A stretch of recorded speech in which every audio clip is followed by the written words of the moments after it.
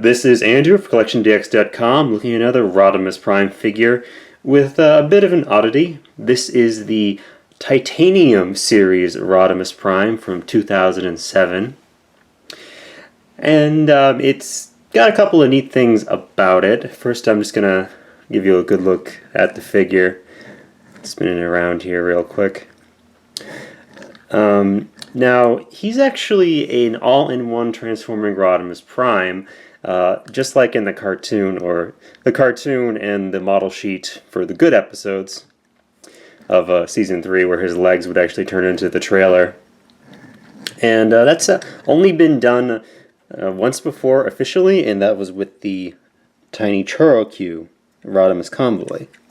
So, and like the other Titanium figures, this guy was actually developed in America by the Galoob team, who became part of Hasbro at that time. And you know, it's got some weird things about it, but it's actually probably the best of the Titanium figures. Starting with like his articulation, because of his transformation, he actually has these extra arm joints here. He's got little universal joints in his shoulders. He's got soft ratchets in his main shoulder joint, and also another soft ratchet in his elbows. Actually, I got this one used, so one of his elbows is just kind of a bit, not really loose, but it does not click. This one has more of a soft click to it. So, he does have that weird thing where he doesn't have a bicep swivel, but his forearms do swivel around, and that's actually part of the transformation. Another part of his transformation that is used for articulation is he's got a fully posable waist joint. Now what you're seeing here is when his chest comes undone for the transformation. This part's a little weak. There's not really a good like solid click in here. It'll stay if you're like, you know, just posing him normally, but sometimes it will come undone. But a cool thing though is if you leave this undone, you can actually get kind of a torso tilt, which comes in handy for a few poses. For his lower body, this is kind of a little iffy, but he does have fully moving, sort of ratcheted hip joints going that way and also this way. I think the problem with these figures is that it feels like you're like doing something wrong when you're moving their hip joints. Ultra Magnus kind of had the same issue, but you know, it has held up over the years, and it doesn't seem like it's breaking when I do that. It just makes that awful noise. And he does have knee swivel on both sides, and he does have a knee joint, but it tends to get hung up on this little part right here. So if you leave him a bit mistransformed, you can get his legs more like this, but again, this is actually part of his conversion into Flaming Winnebago mode. And last but not least, he does have just a basic kind of swivel head joint, which is part of the transformation. An interesting thing about this figure's head is that it's actually based on the Studio Ox version, which itself was derived from the original G1 toy, and I have the G1 toy right here. So it's kind of interesting to get these two next to each other.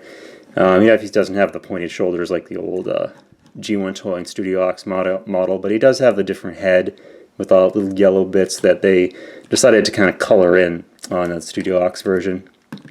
I will say though that this version weighs a lot more. He has die cast all over his body. His lower legs are die cast, his forearms are die cast, his chest is die cast, and also this part right in here is die cast. So he's one of the beefier of the Titanium figures, and he even feels a bit heavier than Ultra Magnus here. And you can see here's Best Buds from Transformers Season 3 next to each other. And they're pretty weighty toys. Rodimus definitely looks a lot better than Ultra Magnus. You know, I kind of like this toy too, because it was another attempt at making like an all-in-one cartoon accurate transformation, like in Season 3. But I think Rodimus manages to overcome some of the limitations of the design team working on it, where they weren't quite skilled with transforming robots. For one thing, his shoulders are a little bit farther forward, and also kind of his upper body. There's this gap right here, but he still looks a lot better from the side than poor Ultra Magnus here, whose shoulders are just like all the way in the back. But anyway, so he's like about 5 inches tall, or sorry, 6 inches tall. I was thinking he's definitely bigger than the current wave of deluxes that are about like 5.5. And here's Breakneck, or Wild Rider, looking to smash the Matrix out of Rodimus, like in the show. Other than that, let's just take a quick look at his accessories. He comes with a little scaled down version of his Photon Eliminator rifle. And if you mess around with him enough, you can get some pretty good poses out of this figure. The only, again, the weird thing is because he doesn't have the like a bicep swivel, so you just kind of have to fake it with these other parts up here. But you know, he poses pretty well and he balances all right.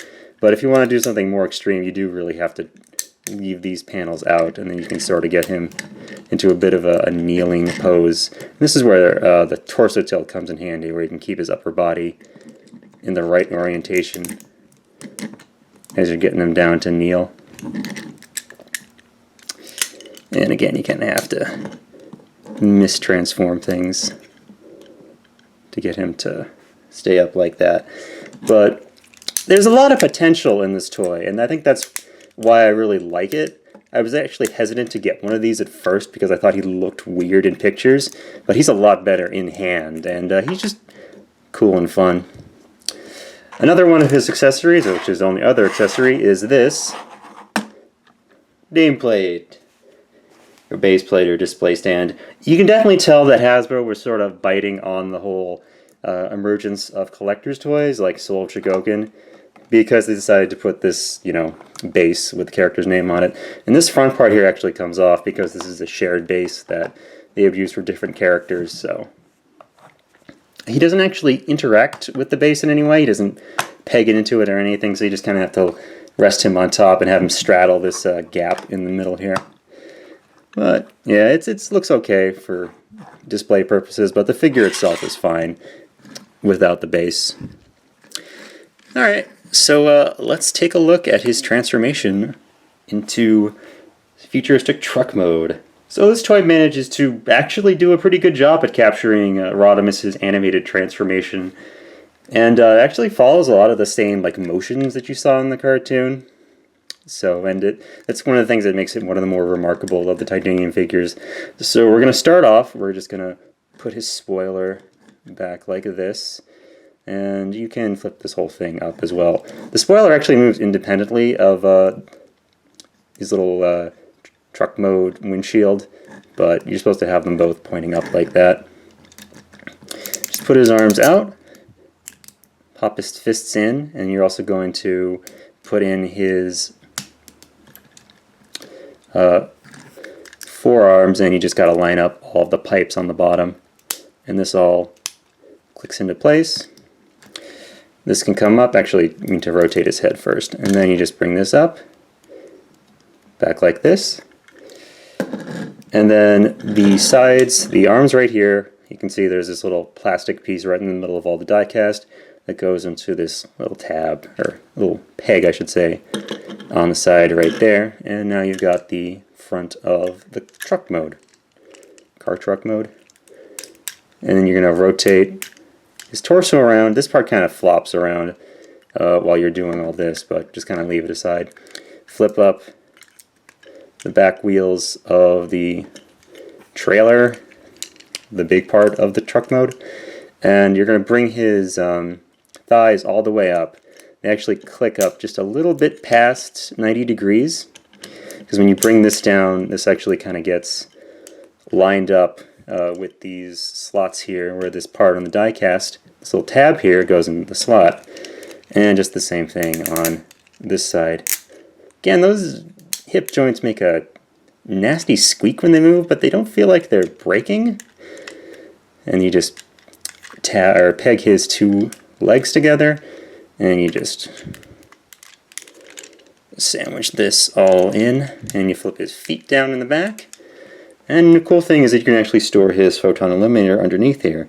You just take the top part, slot it through his legs, and just pop it in there. There we go. We have Rodimus Prime in his future truck mode. So let me go grab some other characters, or other toys, and we'll do some comparisons. So here we have Titanium Rodimus Prime in his Space Flaming Winnebago mode, and he's a nice, pretty good rendition of that crazy car truck thing that we all know and love. I think that the biggest problem with this mode is just because his feet just being visible up on the top here. They don't actually do anything other than just fold down to try to blend in with the rest of the toy. But otherwise, you know, it's nice and solid. It rolls around on 6 wheels, although sometimes the middle wheels don't quite touch the ground.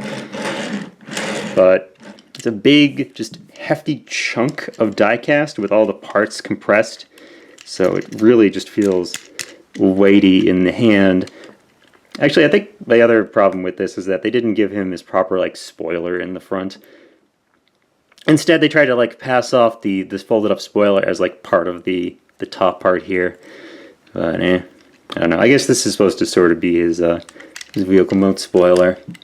Alright, so here is Titanium Rodimus next to original G1 Rodimus. You can see, obviously being an all-in-one figure, he does get a fair bit smaller than the classic G1 Rodimus, who has the separate trailer part there. But still, I think it's a pretty respectable rendition of his vehicle mode, and in a lot of ways, it's better than Titanium Ultra Magnus. I mean, here they are together. This is probably more like how they scaled in the cartoon, with Rodimus kind of being a bigger truck thing, and Ultra Magnus usually being just like the hair larger than Rodimus as they were driving around. But Titanium Rodimus certainly goes together a lot better, feels a lot more solid, whereas Titanium Ultra Magnus, he kind of like lacks locking points for various parts of his vehicle mode. And here's the other all-in-one transforming Rodimus figure, the Churro-Q.